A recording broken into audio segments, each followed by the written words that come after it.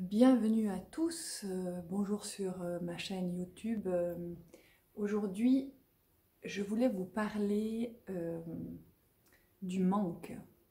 En fait, qu'on soit accompagné dans la vie par un partenaire ou une partenaire, ou qu'on soit célibataire, il y a toujours, jusqu'à l'être réalisé, une sensation de manque. Comme s'il me manquait quelqu'un, comme s'il me manquait une part, comme s'il me manquait de l'amour quelque part. Et j'aimerais venir là-dessus parce que beaucoup de personnes, quand je discute à gauche et à droite, y compris dans mes thérapies, me parlent de ce manque-là. Alors bien sûr que moi je le vis aussi, et en fait pour dédramatiser ça, j'aimerais vous dire que quelque part c'est normal. Une fois qu'on a vérifié, en tout cas vérifié en constellation familiale, le, le, le jumeau perdu, on va dire, il y a une technique pour vérifier ça. Et qu'on fait une guérison à travers la constellation familiale, à travers en hypnothérapie, on peut faire ça, eh bien, souvent, il reste quand même cette part du manque. Peut-être sont partis les symptômes du jumeau perdu. Ça veut dire, en gros, pour pas que la vidéo soit trop longue non plus, une incapacité peut-être à prendre la vie pour se créer par culpabilité que nous on est resté et que le jumeau est parti. En gros c'est ça, hein, avec on va dire tous les aspects, ouais, les symptômes qui partent en cascade à travers, énergétiquement à travers cette phrase, que quand je perds mon jumeau, je ne peux prendre la vie parce que je me sens coupable d'être restée quand lui est parti. Et j'ai été témoin de son départ et j'ai beaucoup souffert. Voilà, en gros. Maintenant, pour revenir à cet état de manque. En fait, pourquoi il est normal? Parce que chacun de nous, quand on s'incarne sur Terre, a cette connaissance enfouie jusque dans son ADN de l'amour absolu. Alors, qu'est-ce que c'est cet amour absolu? L'amour absolu, c'est la polarité, pour moi, de l'amour relatif. Et sur Terre, on vit l'amour relatif. Tout le monde essaie de, en tout cas dans les grands, on va dire courants, que ce soit ésotérique, New Age, essaye le modèle de l'amour inconditionnel, mais l'amour inconditionnel est vraiment difficile sur Terre, puisqu'on vit dans une dualité. Alors, certainement que certaines personnes peuvent le vivre, les personnes qui sont réalisées. Et ceux qui sont réalisés par rapport à ce manque, justement, ils ont réussi à faire leur œuvre alchimique jusqu'au bout pour ne plus d'abord subir ce manque. Donc les aspects du manque, c'est évidemment pas très agréable puisqu'on est toujours en train de s'ennuyer de quelque chose ou de quelqu'un, et que ça va se reporter éventuellement, enfin la plupart du temps, sur rechercher à tout prix quelqu'un, un partenaire pour partager la vie, etc. C'est tellement ancré, et quelque part inconscient, que c'est presque toute l'énergie qui va vers l'autre polarité pour pouvoir combler en fait cette histoire de manque. Alors, c'est pas négatif, évidemment, de chercher quelqu'un pour, pour combler, on va dire, la polarité. Par contre, c'est douloureux de chercher quelqu'un pour combler le manque de la polarité. Parce que mieux vaudrait, justement, tendre à rechercher cette part la plus belle qui est en nous, la partie la plus élevée qui s'appelle le soi ou le guide intérieur. Et quand on peut y accéder par méditation, eh bien, on ressent physiquement ce soi qui descend dans nos cellules, etc. On va dire ce souvenir de l'absolu qu'on avait avant notre incarnation. De cet amour qu'on vivait en dehors de nos corps, on va dire. Et en fait, c'est une belle information, parce que cette information du manque, eh bien, elle nous parle de l'amour. En fait, c'est à peu près la même information que quand quelqu'un décède autour de nous et qu'on y était attaché, en sachant en parenthèse que vous savez que on vient ici pour s'attacher, en s'attachant finalement, mais au cours de la vie, on se détache de plus en plus pour justement revenir à cet amour réalisé qui est l'amour inconditionnel, tellement difficile sur Terre puisque c'est duel, dans notre dualité.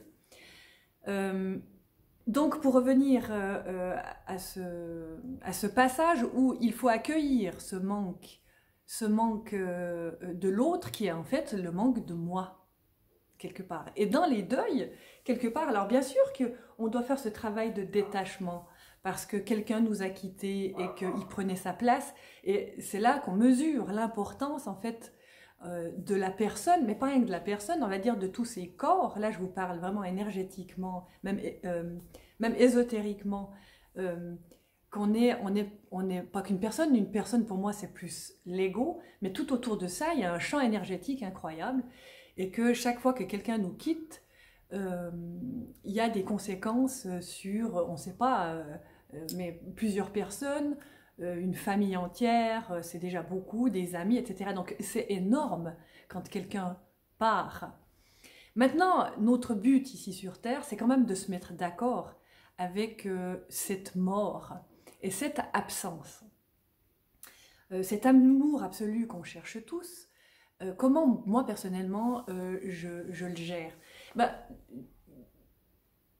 au moment où j'ai pu décoder justement que quand je vivais cette émotion du manque, bien sûr que je me suis posé les questions, mais d'où il venait et déjà dans quelle partie de mon corps il était diffusé. Alors ça peut être soit au niveau du ventre ou soit au niveau du cœur. Je peux me connecter aussi pour m'exercer à ça, à me dire ok, si j'ai quelqu'un qui part en voyage et puis qui va me manquer, je l'ai vu, je l'ai embrassé, je lui ai dit au revoir, etc. Et là, ah, c'est au niveau du cœur, mais quelque part, mais bien heureux êtes-vous de ressentir ça, parce que en fait, c'est ce cœur qui vous donne l'information de l'amour. Et ça, c'est juste magique. Alors je dirais, si, on en a tous vécu, si vous vivez un deuil amoureux, si vous vivez un deuil, ma foi, un deuil, l'absence vraiment au niveau de tous les corps, l'absence de la personne qui nous quitte, et bien d'autant plus que si vous n'avez pas encore fait un travail sur le détachement, et bien c'est l'heure peut-être, en ressentant ce manque, eh bien, de vous dire que ça vous donne une information sur l'amour. À quel point j'aime. Et ça, c'est quand même un aspect magnifique. Plutôt que de le tourner en négatif, tournez-le en positif. Maintenant, comment combler cet amour?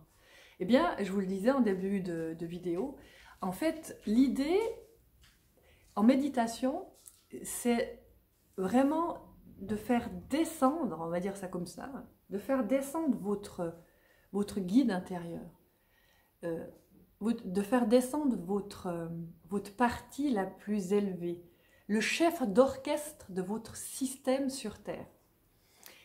Et c'est le chef d'orchestre, c'est ce qu'il y a de plus, on va dire, de plus proche du divin, si on doit parler géographiquement. Bien sûr que le corps, il est divin, c'est sûr, mais c'est plus dense et plus lourd. Donc, pour que ce corps soit plus pénétré encore par l'amour, alors, évidemment, quand on vit en couple, c'est une recherche, encore une fois, inconsciente, soit de faire l'amour, ou soit d'avoir des contacts amoureux, d'avoir des contacts physiques, de s'embrasser, etc. Là, je parle pour les couples, par exemple. Parce que, en fait, c'est ces deux polarités qui désirent vraiment connaître l'absolu. C'est juste ça, mais en fait, c'est très simple. C'est vraiment ça. Donc c'est pour ça, donner aussi, pour les couples amoureux, donner toute la dimension à travers la sexualité, à cet amour absolu, entre guillemets, perdu dans ses corps, oublié parce qu'on vit dans un monde duel et dual, dans une densité où finalement quelque part tout est à retrouver intensément. Mais est-ce qu'on pourra le trouver aussi intensément sur Terre? cet amour absolu, c'est sûr que je pense que chacun de nous sous-tend à ça, mais qu'il faut être conscient que, on va dire, je pense que c'est par moment qu'on peut ressentir cet amour absolu qui est possible aussi dans cet état christique dont j'ai déjà parlé dans d'autres vidéos. Cet état christique qui nous met justement dans une... oui, c'est puissant, c'est dans une puissante dynamique. Est-ce que c'est une dynamique? On va dire un puissant regard d'observateur où je peux vraiment tourner autour de tous les mondes qui existent, des pires jusqu'aux plus amoureux. Et en fait, l'histoire, c'est pas vraiment... alors, c'est bien d'aller les visiter. On a des méthodes pour visiter, en fait, tous ces corps. Je vous avais parlé du corps physique, du corps éthérique, je vous avais parlé du corps astral, je vous avais parlé du corps mental, supramental, causal, divin, etc. Je crois que j'en ai pas oublié peut-être, excusez-moi si jamais. Mais il y a tous les corps négatifs. Les corps que je vous ai numérés, c'est les corps positifs. En dessous, si c'est une sphère, il y a ces corps négatifs. Donc l'inverse de la polarité. Alors évidemment que dans un monde, en fait, on va tout trouver. On va tout trouver. On va pouvoir se tenir dans une polarité négative et puis aller visiter la positive à fond aussi dans l'hyper positif autant que dans l'hyper négatif. À un moment donné, il faudra bien venir au centre parce que ça peut être douloureux dans les deux côtés de toucher ça. Mais on est ici pour expérimenter tout ça, n'est-ce pas? Donc ce manque qu'on peut peut-être subir, il faudrait peut-être le tourner d'une autre manière, compréhensive par votre intellect, ou finalement, mais qu'est-ce qui me manque? Et vous savez qu'on a ce réflexe humain, puisqu'on est incarné ici, de se tourner vers l'extérieur pour aller combler justement ce manque qui nous amène au vide. Mais le vide, finalement, il est plein. Aussi, il est plein de vide. Donc, si on le tourne en plein de vide, il est un peu moins mortifère que s'il est vide de chez vide, mais il est quand même plein de vide. Dans un plein de vide, on peut le remplir. Mais qu'est-ce qu'on peut remplir comment on peut remplir un plein de vide? Vous pouvez le remplir de vous-même.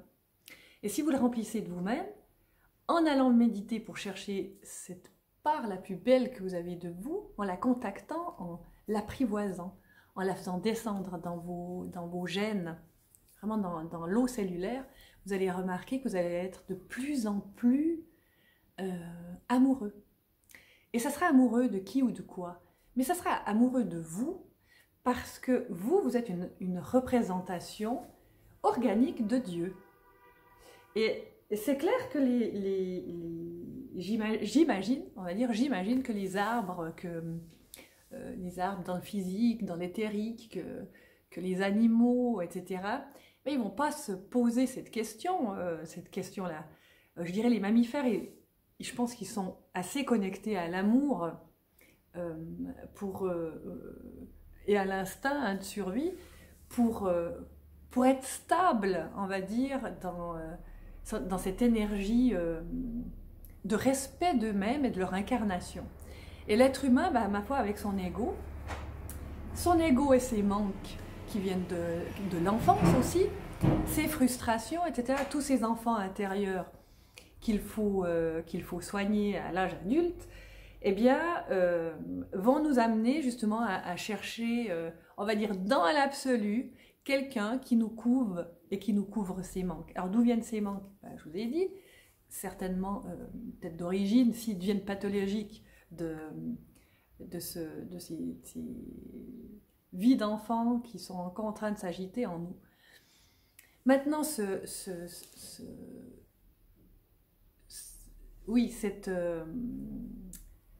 acquisition pour goûter à ce soi qui descend en nous, c'est un apprentissage. Certains me diront, quand je vais en forêt, je me sens super légère, etc. Oui, parce qu'en fait, il n'y a pas d'ego dans la forêt, il n'y a pas de... Dans la forêt, on se sent soutenu et tranquille parce que personne ne répond par rapport à l'ego. Par contre, vous allez vibrer au niveau énergétique parce que les arbres, la nature, la terre, etc., le végétal va vous faire monter votre énergie. Ils sont plutôt dans l'éther, et dans la terre et l'éther. Et ça va pouvoir monter votre fréquence justement qui est bien de s'en occuper à travers la nature, certes, mais ça vous donne aussi un indice que quand vous méditez, eh bien, ça va monter aussi votre fréquence. Donc, si vous êtes dans la forêt, parfait, ça fait monter votre fréquence. Mais si vous êtes aussi en train, sur votre canapé, en train de vraiment contacter la part la plus belle, ce guide intérieur, votre partie divine, on va dire spirituelle, eh bien, vous allez faire monter votre fréquence aussi. Donc, faites-le, exercez-vous le plus possible pour que vous puissiez vous rendre compte que ce manque d'amour, c'est une représentation d'amour que vous avez de vous-même, même quand vous avez perdu quelqu'un. C'est que on cherche la part la plus belle et la plus haute. Et plus vous la contactez, et plus ça va remplir ce vide. Et moins vous serez tributaire, en fait, d'aller, on va dire, entre guillemets, chasser à l'extérieur ce besoin incroyable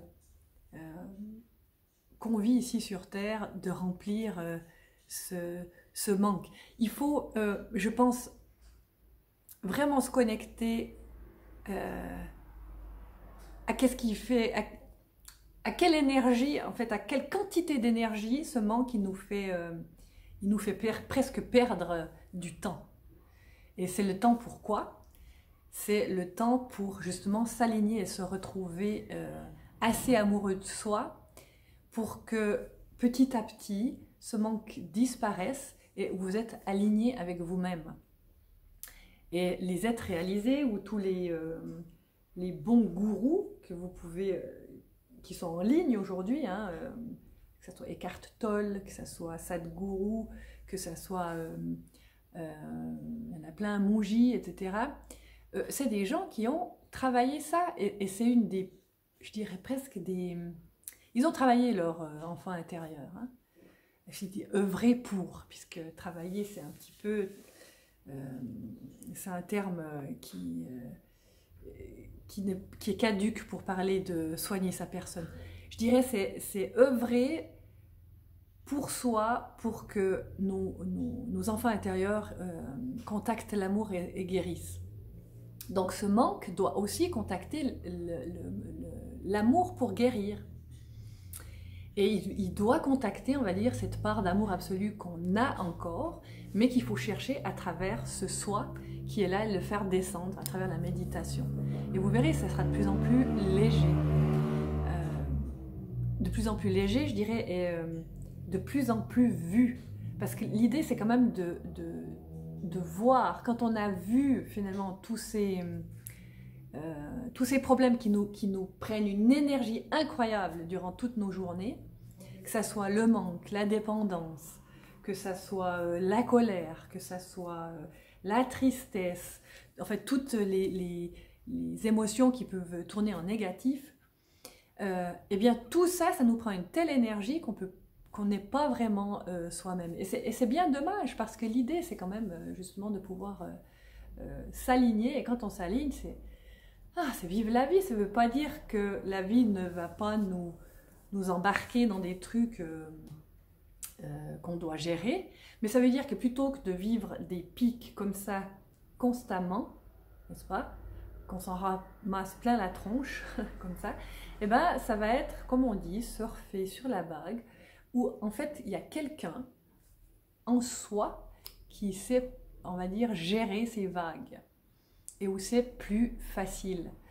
Et j'en viens justement à cette magnifique alchimie, où vous savez qu'il y a l'œuvre noire, c'est d'aller se chercher justement tous ces aspects négatifs qui nous pourrissent la vie dans notre vie d'adulte, à les guérir, à les mettre en lumière et à les guérir.